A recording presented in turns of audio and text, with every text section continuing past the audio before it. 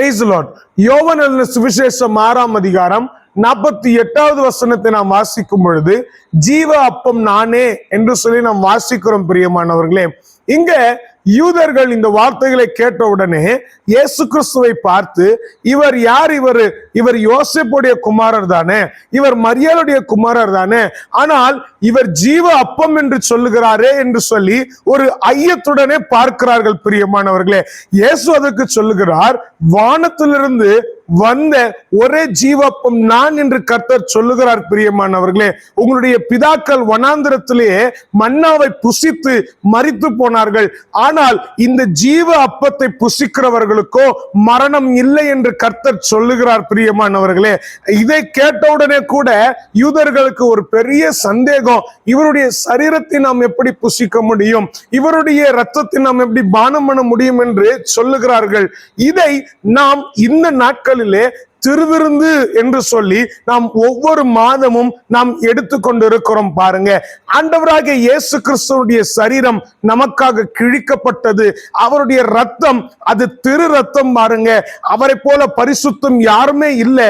அந்த பரிசுத்த ரத்தமானது நமக்காக சிந்தப்பட்டது. பிரியமானவர்களே, அதை நாம் நினைவு கூர்ந்து எடுக்கிற பந்தி தான் இந்த திருவிருந்து.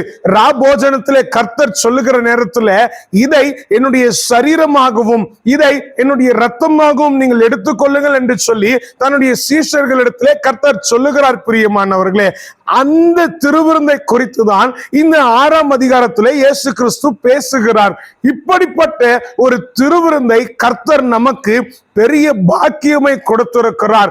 நாம் பாவிகள், ஆனால் பரிசுத்த ரத்தத்தை பானம் பண்ணுவதற்கு கர்த்தர் நமக்கு இரக்கத்தை கொடுத்திருக்கிறார். பிரியமானவர்களே, ஒவ்வொரு மாதமும் நாம் திருவிருந்தை நாம் எவ்விதமாக கருதுகிறோம்? முதலாம் வாரத்திலேயோ சரி, இல்லைன்னா அந்த மாதத்தின் முதல் நாளிலே சரி, இன்றைக்கு நாம் அந்த திருவிருந்து பந்தியை நாம் அசட்டை பண்ணுகிறோமா, அல்லது அதற்கு நாம் முன்னுரிமை கொடுத்து ஒவ்வொரு திருவிருந்திலும் நாம் பங்கு பெறுகிறோமா என்று சொல்லி சற்று சிந்தித்து பார்க்க வேண்டும். பிரியமானவர்களே, இதே அதிகாரத்தில் இயேசு கிறிஸ்து சொல்லுகிறார், ரத்தத்தை பானம் பண்ணாதவனோ சரீரத்தை புசிக்காதவனோ அவனிடத்துல ஜீவன் இல்லை என்று கர்த்தர் சொல்லுகிறார். பிரியமானவர்களே, இன்றைக்கு நாம் உயிர்ப்பிக்கப்பட வேண்டும் என்று சொன்னால் இயேசு சொல்லுகிறது, அவருடைய சரீரத்தையும் ரத்தத்தையும் நாம் புசித்து பானம் பண்ண வேண்டும். பிரியமானவர்களே, அதனால திருவிருந்துல நீங்க உண்மையா இருங்க.